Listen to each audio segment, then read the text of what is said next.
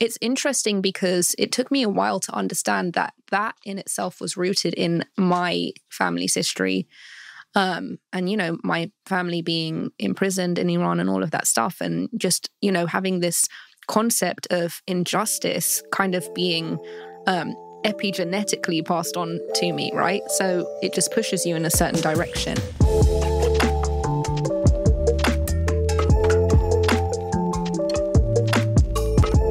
I'm the first generation that was born in the UK. Right. Before that, they were in Iran. I get confused about that too, because if your parents came to England, are they first generation or the kids the first generation? For the kids. The kids, right? Yeah. So then I'm second generation. Right. So my parents are immigrants. Yeah, your parents are immigrants. I think. I don't even understand because it's like immigrants, refugees, asylees. I don't know. All of the above. Okay, so you're Iranian, which I figured. Yeah. I didn't think you were just a bloke from across the pond just fighting for Iranian rights, which is what people should be. Yeah. That's not my point either. Yeah. But I just want to get your background to understand what you've been up to. And do you want to introduce yourself properly so I don't butcher it? Sure. My name is Elica Le Bon. I am from London. I was born and raised in London. My parents are from Iran and they left around the time of the revolution. And then I moved to the States and became an attorney. And I've been doing activism, attorneyism, and all of the above ever since. Attorneyism. It's not a word. It should be. Yeah. It makes sense. Yeah. And like another word that I think should be a word is activating. Because like, how do you describe activism in that way? Like I've been activating for the past 10 years. What else would you say? You've been doing things. No. Well, it's activating then. There you go. Perfect. Yeah. Okay. Let's check that off the list of what I wanted to ask you today. There's only that. There's no other word. Yeah, that's fair. Okay. Good. Well, take your drink. We're going to get going right now because we are going, people, by the way, because I think we definitely started the episode, and I invited and she accepted to be on the podcast because, as I mentioned pre-recording, I know what's going on in Iran, but there's so much I don't.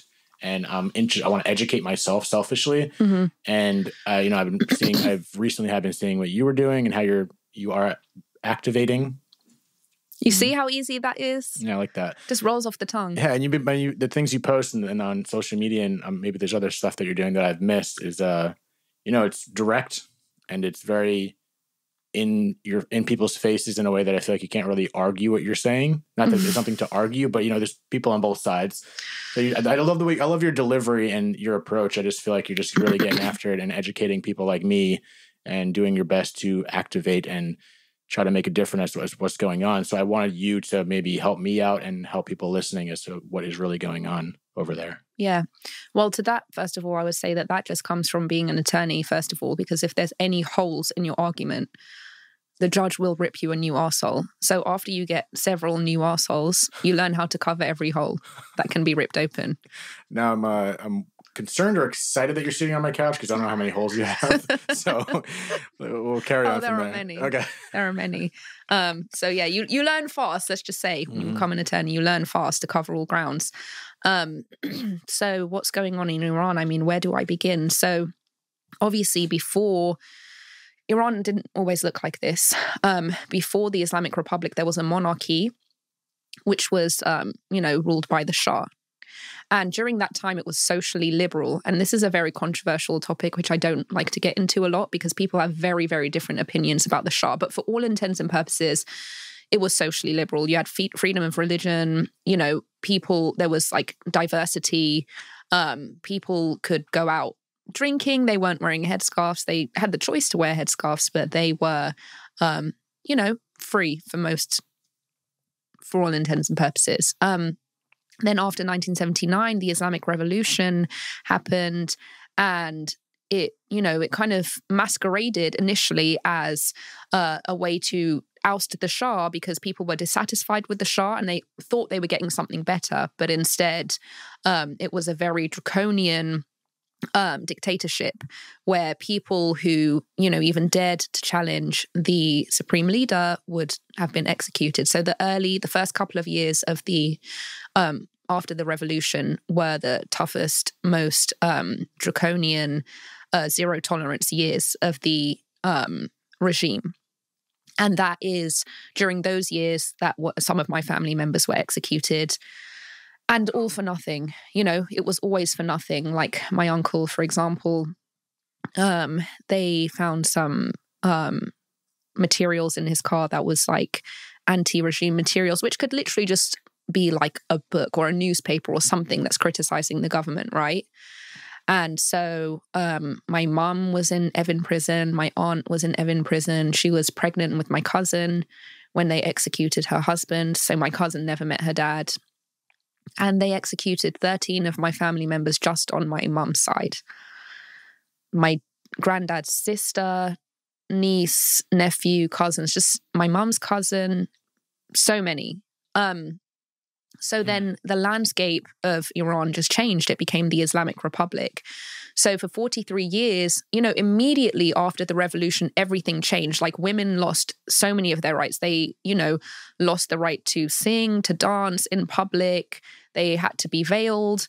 And then, you know, this has been going on for the past 43 years. And during that time, we've had some periods of pushback. Like you had certain like mini revolutions, like large-scale protests that looked like revolutions, 2009, 2019, but they were always quashed, and the international community always lost attention.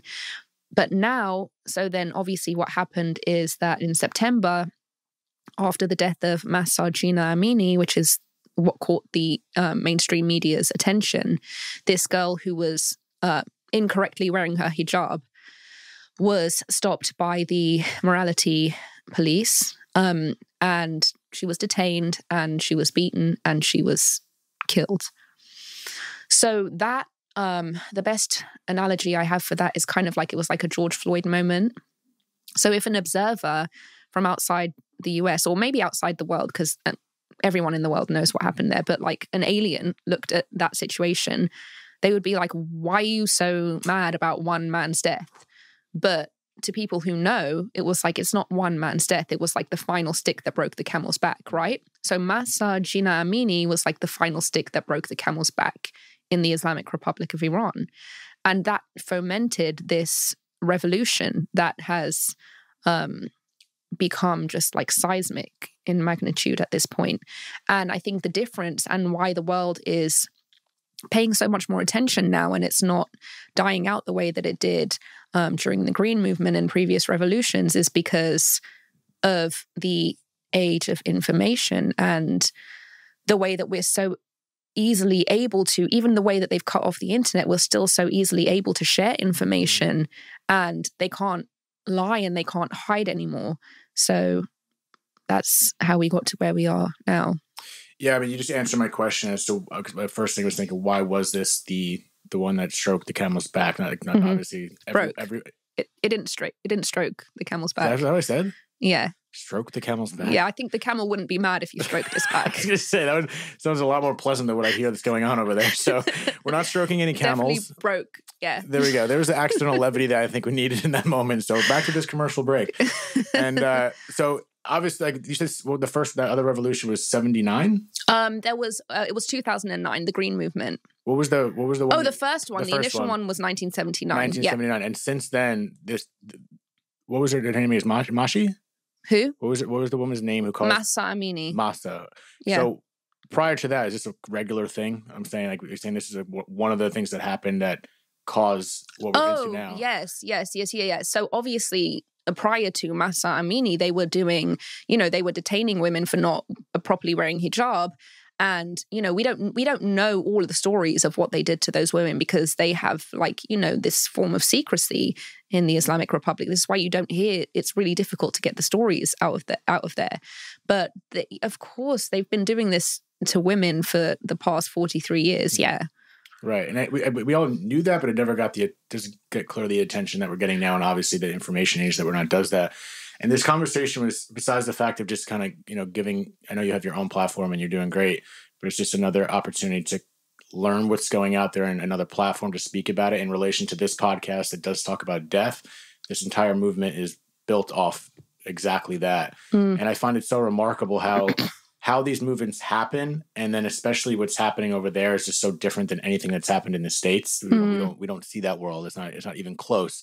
Right. Obviously, we've had certain protests based on deaths, but the people that are protesting usually are not at risk of losing their lives for protesting. So I'm just curious. Are you speaking to people that are currently, you're also speaking to have connections out there that are people that are protesting and all that. Have you had any conversation about their perspective of willing to put their own neck on the line to fight for this, knowing that now their life might be taken? Because to me, that's an interesting perspective of facing death, knowing that might come. Yeah, well, I think the perspective that they have is that they're facing death, but what's the alternative, right? So right now, the state of the country is just in ruin. And I mean, it's in financial ruin for so many reasons, economic ruin, and they don't feel like they have a future. They don't feel like they have a future for so many reasons because they don't have freedom of anything and their living conditions are so dire. I mean, if you think about it over here, right? All of a sudden, you don't have freedom of speech. All of a sudden, you don't have freedom of religion. All of a sudden, you look at somebody funny and you're getting hanged. Like, what are you going to do? Just sit in your home crying? At that point, you're like, well, I might as well face death for this, because what's the alternative to death? I don't have a life, right? So from their perspective, it's like, I might as well risk death for life. That's it. That's it right there. I guess it's your only option. It's your only option. And then that is what makes it so powerful, right? Yes. Is when you have nothing to lose type situation. So is that why I think that part of the reason why there's so much movement that's happening, because there is clearly progress happening right now. Right. Yeah. It's like they have nothing to live for and everything to die for. And I think that it's funny because people say, when they talk about it, they say like, oh, Iranian women have no fear. They have no fear. But I think it's more than that. I think it's like they have fear, but their purpose is bigger than fear. Right? You know that saying, feel the fear and do it anyway. I think like there's been periods of time where the fear has been like there, right? And then at some point the motivation just like surpasses the fear. So the fear is still underneath, but the motivation is so much stronger because they've been pushed into this now. Like it's been going on for 43 years. And also, I think it's like 80%, something like that. 80% of people in Iran are Gen Z. Like these are young people, right? And 80? They have 80%.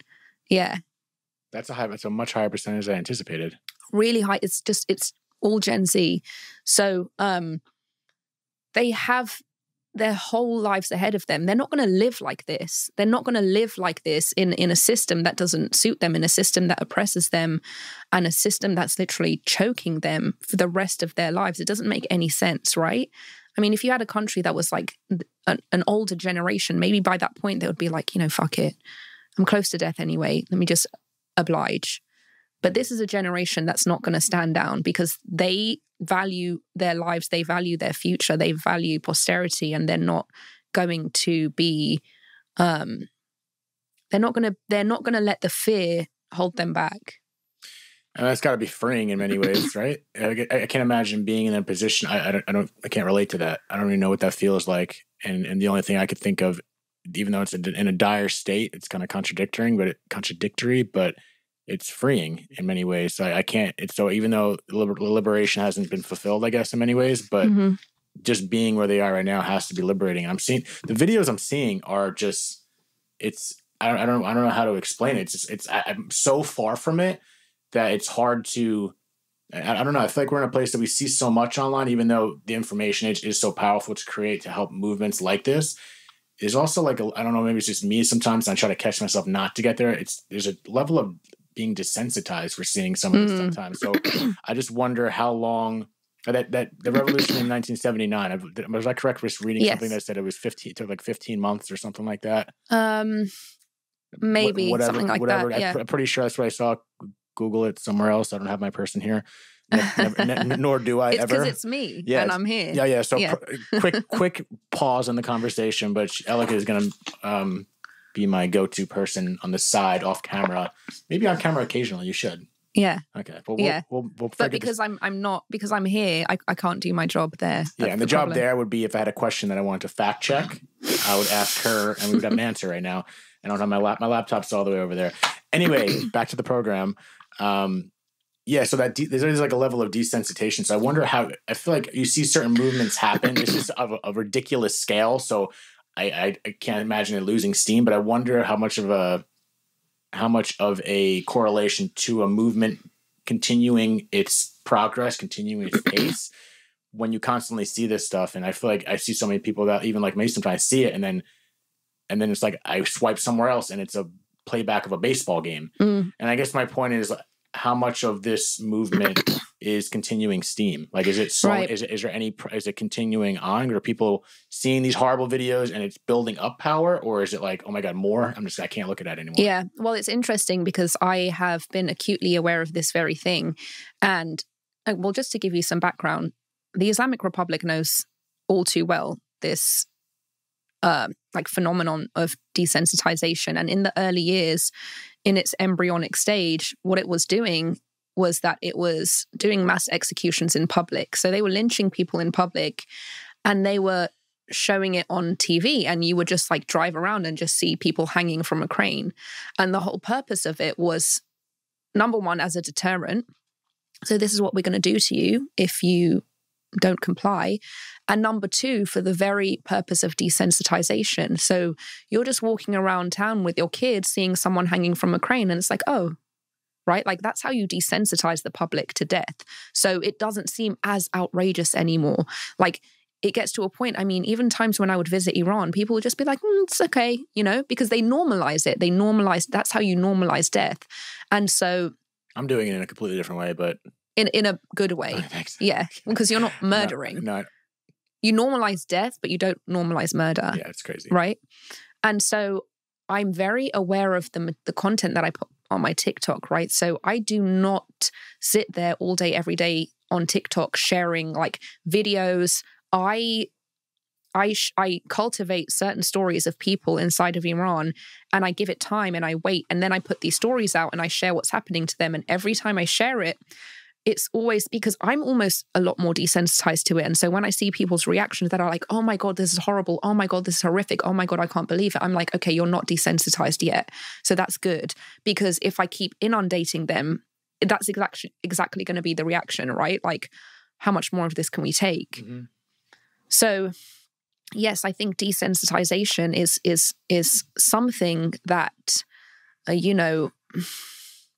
someone who is as evil as, the people behind the regime, they know how to exploit that tactic of desensitization, right? Because if you hide it enough, if you hide murder and death enough, it's always going to be a surprise. It's always going to be outrage when you find out. But if you constantly expose people to death, murder, then it just becomes another day in the life. Thank you to BetterHelp for sponsoring this week's episode. I've never done therapy prior to trying out BetterHelp myself, and it only took me 33 years to try it, but they made the experience a lot easier to navigate. I'm not going to lie, I always felt a little bit nervous to go to therapy, and to do it at the comfort of my own home in sweatpants with the ability to access a vast network of therapists to find the right one for me made it a lot easier. BetterHelp is the world's largest therapy service, and it's 100% online. With BetterHelp, you can tap into a network of over 25,000 and experienced therapists who can help you with a wide range of issues. To get started, you just need to answer a few questions about your needs and your preferences in therapy. That way, BetterHelp can match you with the right therapist from their network. Then you can talk to your therapist literally however you feel comfortable, whether it's on the text, chat, phone, or video call. You can message your therapist at any time and schedule live sessions when it's convenient for you. If your therapist isn't the right fit for any reason, you can switch to a new therapist at no additional charge. With BetterHelp, you get the same professionalism and quality you expect from in-office therapy, but with a therapist who's custom-picked for you.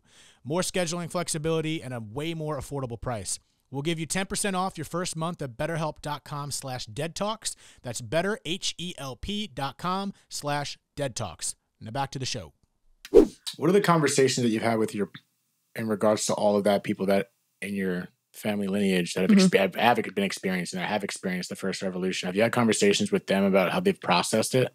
I don't think they have processed it. I think it's funny because Iranian people are like, my family's just like completely crazy. Like they're all completely crazy. But, you know, being crazy is like a byproduct of trauma, right? So you don't process it and then instead you're like funny, you know? Not you or anything. You know, I in my head, I saw you say that before you said it. So, you know. I know, because I realized I was like about to at you. Yeah, you paused that. You knew it was coming. So next time, like, let me not at you. Be a little less predictable next time, you know. No, but me too. Like, it's me too. Like, yeah. I know I'm not like funny, but like I told you. I think you have your moments. I'm goofy. I'm called weird, but interesting weird. I clarified on another podcast. Literally the last one. Sorry if I'm repeating this, but I've been told I'm weird, but interesting weird. Like how? I'm not giving any examples. I'm pretty open with everything, as I think my listeners have realized. But I'm not about to transition from what we're talking about to my weirdness. So let's stay on track. Okay. I'll hit stop and maybe I'll take interesting. I would take interesting weird over weird. Yeah, weird. Weird is. I like weird. There's certain levels to that. There's spectrums to weird. Listen. Use your imagination. Weird's better than normal. If someone said, "Oh, you're so normal," I'd be like, "What?" Yeah, but I still take the normal guy than the weird guy that's like eating ants on the floor in your living room. I prefer to be the weird guy. Okay. The weird guy knows something. Thanks for tuning into this week's episode of Dead Talks. We're gonna stop right there. No, I promise you, the weird guy knows something we don't know. Oh, for sure. Maybe there's nutrients in that ass. Exactly. Yeah. In that ass. Did I say ass? I think I said those ants. No, you definitely said ass. There's nutrients in ass too. So yeah. Well, you'd know. Mom, if you're listening, I regret inviting her. No, I'm kidding. You can literally just chop it. Drop which part? Chop it. Can you? Chop it? Yeah, like chop it, edit. Oh yeah, of course. But I'm probably not gonna. But I was kidding. Maybe we will. Okay. So if this is part of this section is still here, I want to get back to how you were saying your family hasn't processed it because your family's crazy. To my family, if you're listening, it's good crazy though. Good crazy. Some might say, some might just say crazy. No, yeah, it's one of those things where it's just like, I don't know how to explain it. Like you've been living with something for the past 43 years or whatever, and then the world suddenly discovers it for the first time. And they're like, "Oh my God, how are you?" 43 years later, and you're like, you know what I mean? Yeah. Like I think that's there. But I mean, right now, everything that's going on, they are definitely very, very triggered. Like they are being re-traumatized, and they tell me that a lot. It's very difficult for them. Sometimes they don't even look at it because it's like, it's really hard. And especially the thing is with my family inside of Iran, like because they shut down the internet. And this is like psyop. You know, during COVID, when we were in lockdown, right? We couldn't go outside, whatever, but we at least had our phones and we would like contact each other and we would just be texting each other in group chats all day, right? To keep us sane. But you have a situation there where they can't go outside and they've shut off the internet, which is actually kind of forcing them outside. But the point is that the mental health there right now is like so bad because they can't communicate. So, I think this is another, like when I hear from my family inside Iran and they're so traumatized and they're so distressed, it's like, of course you are, because everything's going on around you and you don't even have like a vehicle to communicate what you're going through. Like that's so horrific. Do you know what I mean? Yeah. I mean, just in relation to what we went through, not going through anything like that in COVID, people had a hard time. A lot of people I know even had a hard time just being isolated alone. Right. And we had our devices to still communicate. It was just the physicality of it. So I can't imagine just being completely disconnected. Right. People lost it during COVID. Like they literally lost it and they could still communicate. Yeah. I don't know the numbers, but I mean, like overdoses and suicides, I'm pretty sure skyrocketed. And I mean, there's no immediate correlation, obviously. Right. Because humans are social animals. Yeah. It goes, I think it also relates to the fact if you don't work on certain things, it gets exposed during stillness. And when we had such stillness and moments being ice, like I feel I don't want to say thrived, but like I was like in my element having granted COVID was COVID. Like outside of that, being by myself, I'm good. But to some extent, I have my moments.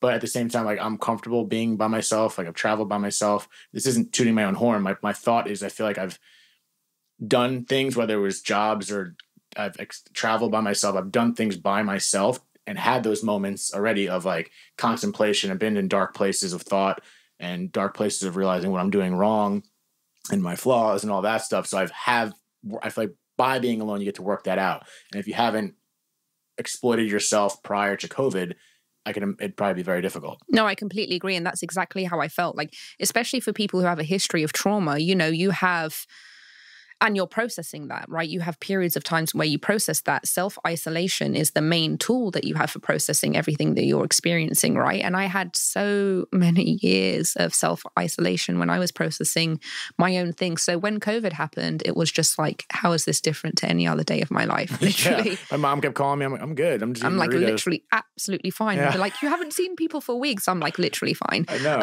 Sometimes that's nice. Yeah, but yeah, I didn't have any problem with it. But I did think that as well, because the thing is, people who are always so busy, like being busy is a distraction. It's a distraction from processing everything that's unhealed, right? You know, like people who are always like, they're working, and then when they're not working, they're going out.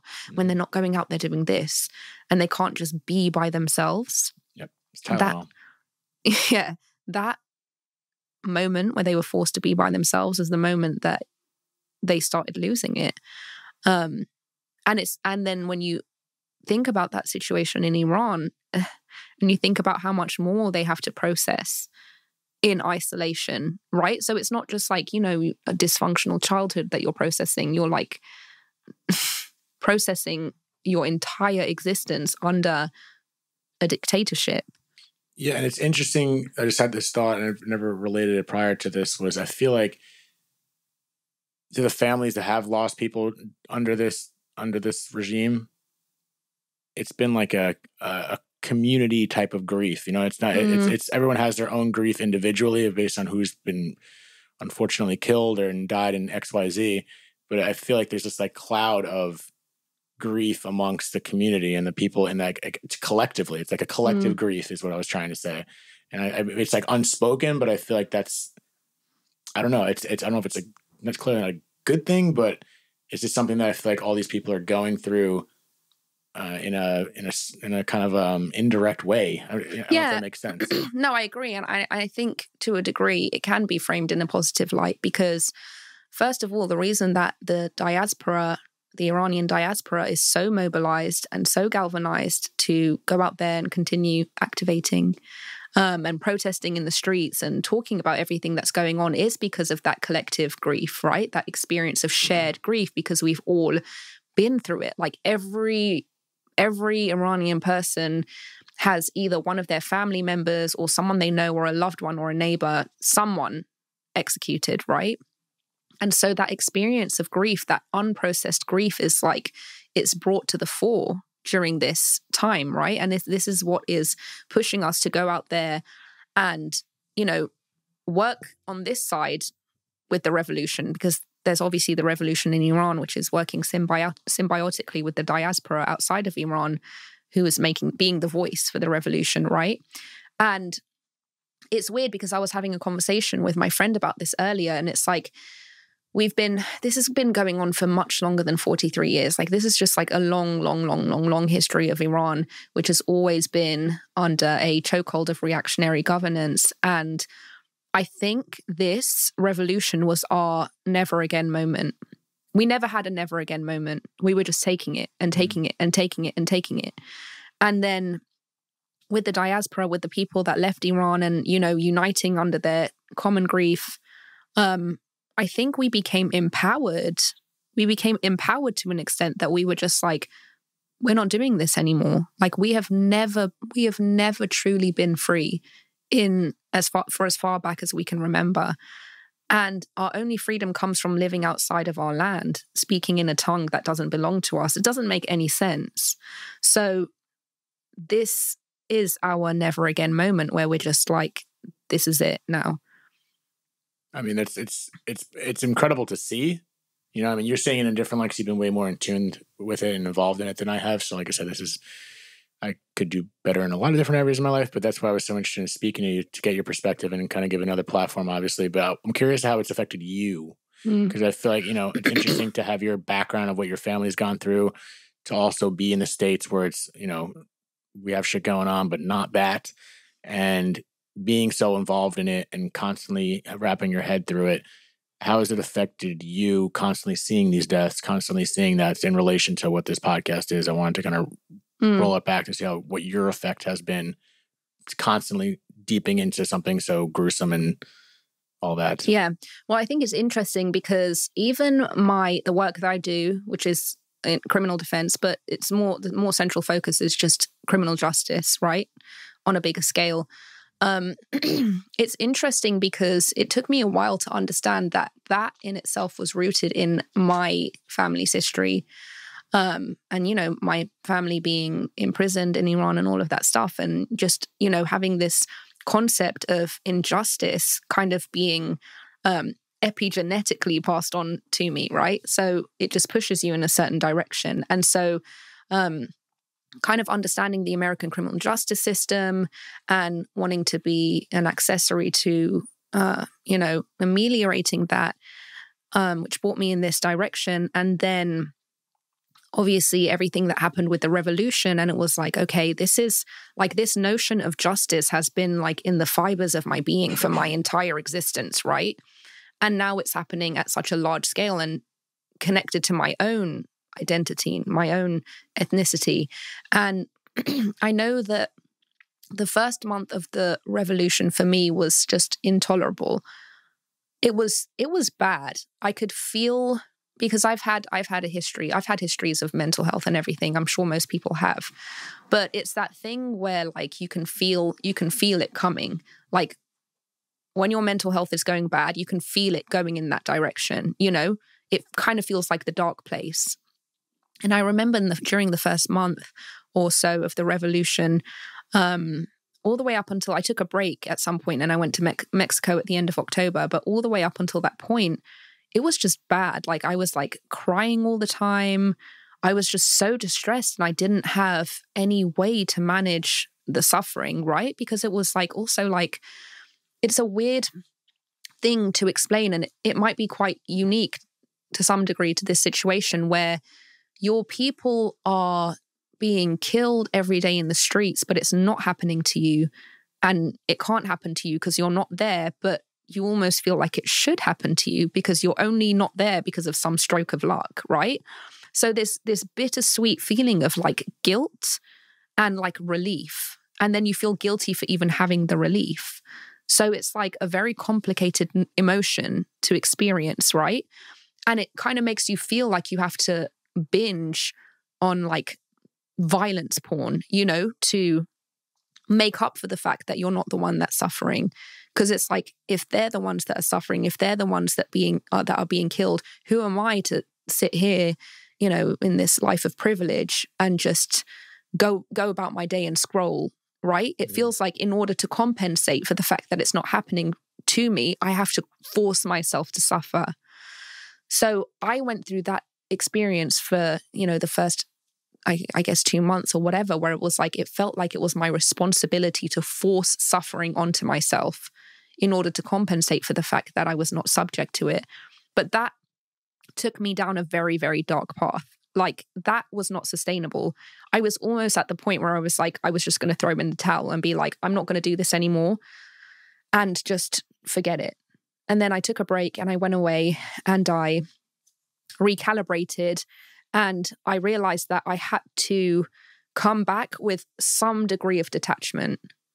So now I do what I do, but the detachment is in not indulging in the violence to the extent that I was before. If something is too graphic, I just don't watch it. If there's videos and there's screaming and there's blood and I don't watch it, because that's going to derail me. And if I get derailed, I can't do my job.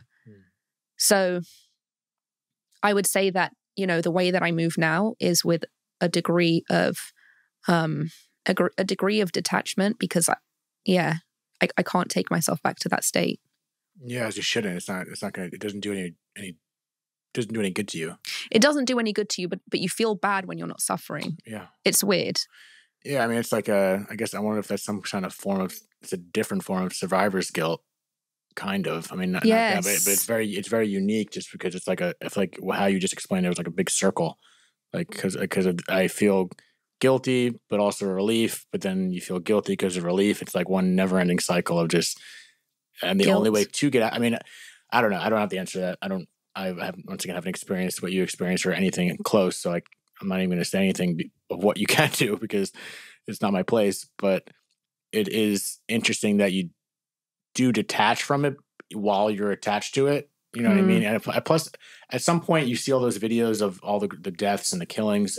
I think there's only so much you can see. That's not going to, it might, like you said, derail you. It might go bring you someone that's not going to be helpful to your cause.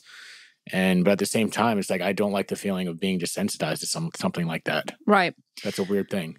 Yeah, I agree. I think that this is probably kind of similar to how people process death in general, where they have moments where they like have a good day and they feel bad for having a good day, or they're like happy for an extended period of time and they're like, why should I be happy?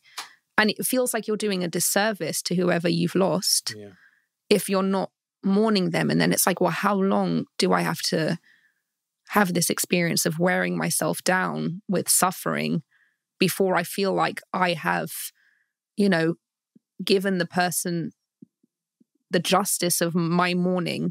Yes. Yeah, that's a common thing I've recently heard too. I haven't honestly really thought of that till recently, at least deeply, about that idea of the grief is kind of like a nod to the person that died. Like, I am hurting and I'm going to hurt if there is a guilt to not hurting. There is exactly what you said. There is that guilt to, I'm not feeling this, so it makes me inconsiderate. I don't love this person enough for the situation or whatever it may be. But at the end of the day, it's like, our job is to be happy, and you can still be happy and reflect on shitty things or that are happening, or whether it's grief or losing someone. Like, you still have a right to be happy. Right. Maybe not I don't know if that's the right thing to say, but you can still be happy. There's nothing guilty about being happy. It doesn't mean you didn't love the person, or you don't care about the cause, you don't care about the situation that's happening overseas. I think you can execute the mission while, kind of surfing the wave around all those moving parts that can cause the depression and cause the sadness. Yeah. But it's like a fine line of figuring that out. I feel like I just talked in circles. Did that even make sense? No, it didn't make sense. And I think another added layer of complication to it is that sometimes when you have moments where you're happy or numb or whatever, you're just not feeling that experience of intense suffering, it's because you're actually just repressing it. It's not necessarily because you're okay, right? And I've had this experience recently as well, because I lost a friend last year, and I kind of had this experience of this complicated emotion where you have this experience of repression, and then you feel bad for repressing it because you feel like you're okay during that state of repression, right? So you're trying to kind of unpack it and go beneath it into the suffering, but then you have to understand that the repression is your body's survival mechanism. Like, repression to me is your body saying, right now you can't handle this. Because if you could handle it, your body would offer it to you, right? But then I think the repression can become autopilot, which is why people never process stuff, because they stay in the repression and they never want to handle it. So it's weird because you're fighting your body's mechanism for survival, which is repression, to try and get to the suffering. But your body's literally telling you cannot do the suffering right now. Yeah. It's contradicting because your body's protecting you. But I've mentioned this on the episode that I did on, it took me a while to do it, but I did an episode about my story, and I kind of mentioned that. I was like, okay, so my when I was 12 years old, this happened to me. My body's just going to say, hey, forget that for now. We're going to literally make you forget about the trauma and the stuff you went through. So you're going to figure this out later when you're a man and fuck you up then. So it's just like a weird situation. Your body's protecting you, but also messing you up later. You know what I mean? So, but I think the ultimate premise of it is that we do have to massage these things out. And I feel like 40 plus years of generations of going through that. And then there's this awakening now that seems like the last time, how did you word it? This would be the last time, or what? Never again. Never again. There it is. Yeah, but I have to think of a new one, because that's the Jewish one. Oh, they claimed it? I think so. Okay, yeah. They can have that one. You're going to have to figure out another one. We have another. Maybe we'll say it in Farsi or something. I don't know. Okay. Not no more. Not no. And then the Italians say never. Yeah. Never again. Never. Yeah. I like East Coast that. Italians. I'll take that one. Yeah. Hargez. That's how you say it in Farsi. How do you say it? Hargez. Hargez? Hargez. Sounds like a meal. Yeah. Yeah. Sounds like something that you have with hummus. Yeah. There you go. I'll get the hargez with a side of hummus. There we go. That's our restaurant ideas. Okay. No, it's interesting. What I was trying to say was that this whole, if I don't know, the culture of this is something that's discussed internally throughout all these years. It's like everyone just continues on. Like you said, they get desensitized, and then something like this happens, and I feel like, and there's an explosion amongst the people, and I feel like that's a relationship of how humans can be sometimes. Sometimes if I'm not saying that's what's happening, but my relation to that is there can be an explosion as a human if you hold things in. You know what I mean? Like whether it's good or bad. Like sometimes you have that explosion, could be terrible, or you have an explosion, aka of like, I'm gonna be free of this. And I think it comes with massaging the shit that we go through, whether it's grief or anything else. I think that the thing about that though is that can only happen when there's a safe space to do it, right? So like, if you're in survival, you're going to be in survival until you're in a place where survival continues anyway unless you force yourself out of it, right? But realistically, you can't actually come out of survival until you're no longer in survival. So these past 43 years, it's not like anyone could have began processing the trauma of that experience because they were still living under that experience. So it's like that outlet hasn't even manifested for the people of Iran yet. Do you know what I'm saying? So it's only kind of in hindsight where, the regime is over and, they have some semblance of democracy or freedom or whatever, that in hindsight they can begin to process the trauma of all of because it's just crazy to even see that much death and violence every single day, to just be exposed to like just children being shot in the streets. Like, how do you process that, right? And it's not that they don't even have like they don't even have a forum to process that right now because they're still living under it. So it's something that's going to be a generational trauma that's going to continue for generations even after this. Yeah, you're you're down the line too. You're in your own, what happened with your family, even though you didn't experience it. There is, and then you mentioned epigenetics. That's that book right there, right in front of you, is a pretty common discussion. That guy Bruce Lipton talks about. His whole idea is based on epigenetics. But there is, scientifically, Joe Dispenza talks about epigenetics a lot. Yeah, as well. they're very close. Bruce is a biologist. I think they've done things together, like kind of in a similar realm, different teachings. But great book. Did you steal this from the library? It does say great, but it does say library on there, doesn't it? Yeah. Looks like I did, but no, I bought it on Amazon. So if someone else stole it, I think you tell me. Well, am I safe? Being in possession of stolen property is a crime, so long as it's knowing. Well, I'm going to contact Jeff Bezos. He sold it to me. If you knew it was stolen, okay. Only if you knew it was stolen. If you didn't know it was stolen, then it's not a crime. I plead the fifth.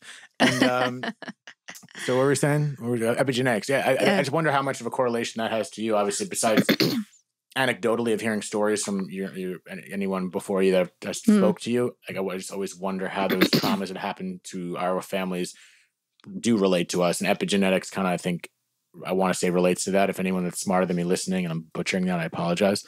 But I think it does have an effect on our bodies and the way we live. There, like you said, generational trauma. There's a real thing. So yeah, I feel like it literally seeps into your consciousness. Like so many things that I've spoken about during the period of this revolution, that I've conferred with family members who lived the experience and are kind of living it now and everything.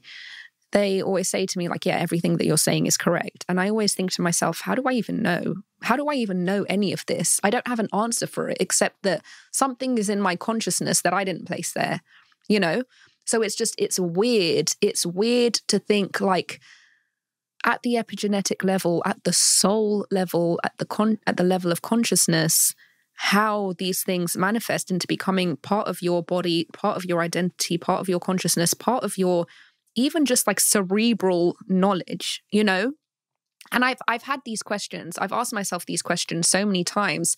Why is all of this so intuitive to me that I don't have to ask, and I just know it? And, when I confer with people who know, they say it's correct. But I think that I don't have an answer.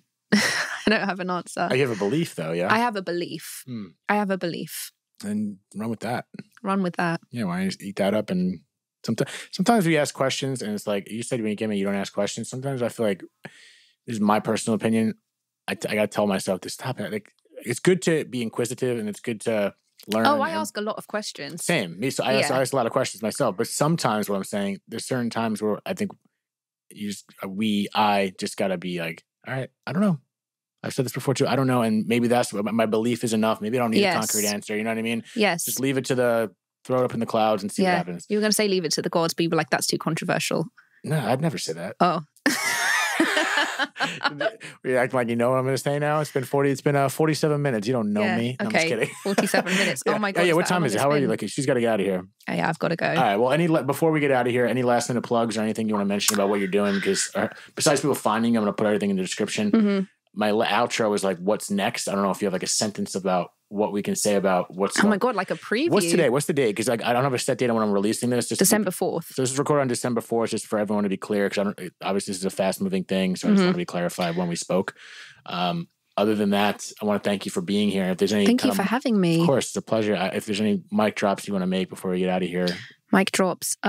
Stay tuned. Stay tuned. Dead Talks. Thank you. Thank you so much for tuning in to another episode of Dead Talks. Please do not forget to hit the subscribe button and also the notification bell. That'll give you updates as to when we post a new video, more episodes, and more content in general. We are streaming on all the major podcast platforms, including Apple, Spotify, iHeartRadio, Pandora, and all that. And also find us on Instagram at Dead Talks Podcast or www.deadtalks.net. Thank you so much.